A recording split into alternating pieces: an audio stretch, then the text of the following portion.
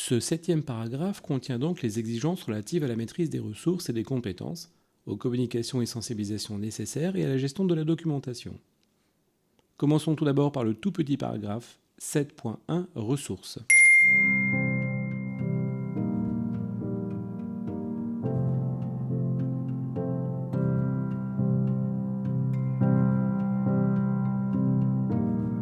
Cette exigence est un peu redondante avec ce qui a déjà été dit. Selon les engagements pris, les objectifs, les processus, il appartient à l'organisme de définir et de fournir les ressources nécessaires pour le fonctionnement du système de management, son amélioration, et d'atteindre ses objectifs. Il s'agit d'une exigence globale, nous allons voir à présent comment la déployer. Regardons donc les exigences du paragraphe 7.2 compétences.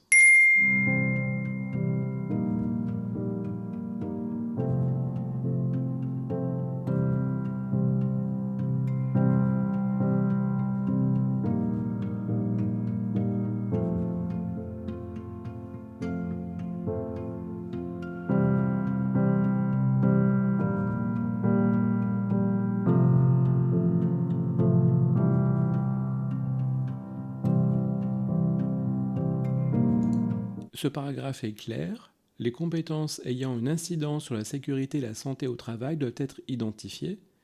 Leur acquisition par le personnel, les travailleurs, doit être évaluée et, cas échéant, des actions doivent être menées pour acquérir ces compétences.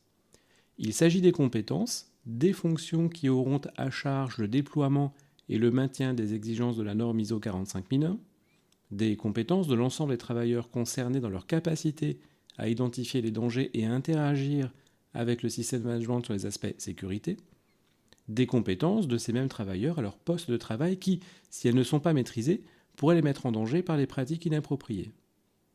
Voyons le paragraphe suivant, 7.3, sensibilisation, prise de conscience.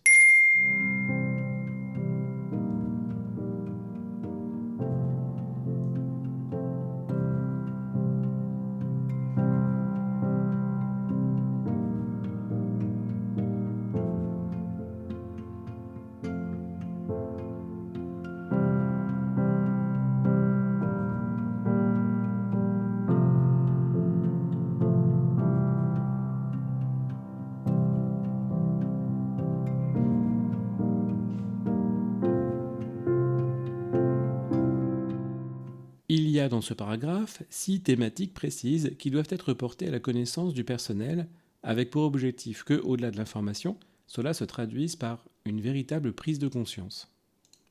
Ces thématiques sont évidentes, revenons simplement sur la dernière. Petite f.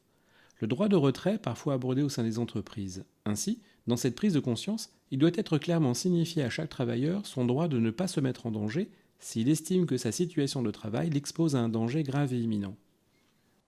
Ouvrons ici une nouvelle parenthèse. La prise de conscience n'est pas un effet automatique de la sensibilisation à la sécurité.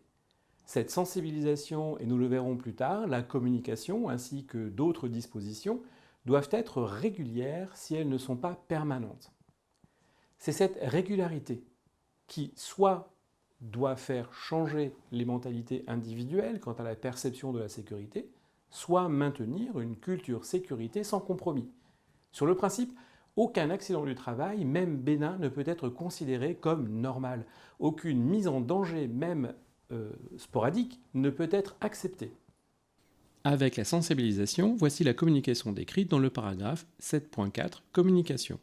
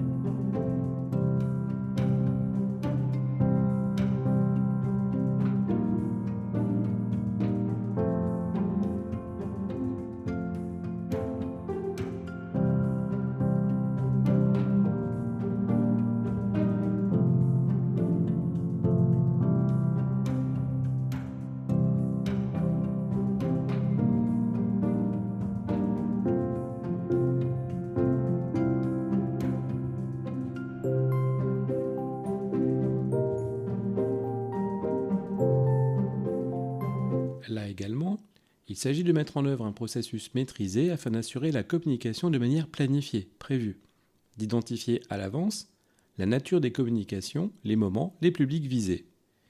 Cette communication doit être appropriée justement au public visé et tenir compte de tout besoin d'adaptation afin d'assurer que les messages seront compris par toutes et par tous. À l'instar d'autres exigences déjà abordées, il est impératif de conserver des preuves de ces communications.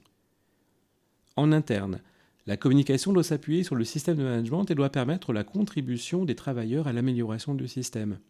Vis-à-vis des parties intéressées externes, cette communication doit également être réfléchie, planifiée et déployée. Un système de management étant formalisé, les règles de gestion de la documentation sont décrites dans le paragraphe 7.5 « Information documentée ».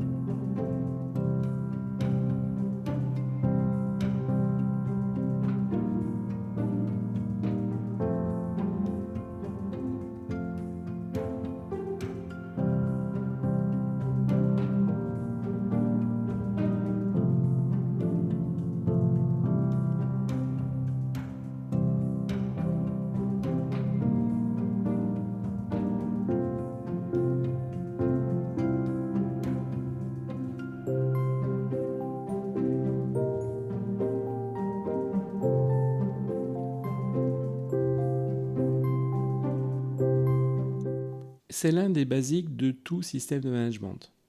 La documentation créée doit répondre aux exigences de la norme ISO 45001 et être adaptée au contexte de l'organisme. Les documents doivent être identifiés, revus et approuvés avant leur diffusion et ils doivent être gérés de façon à assurer d'être disponibles aux versions applicables auprès des personnes et aux lieux concernés. Cela est également le cas pour les documents d'origine externe et ayant un impact sur le système de management.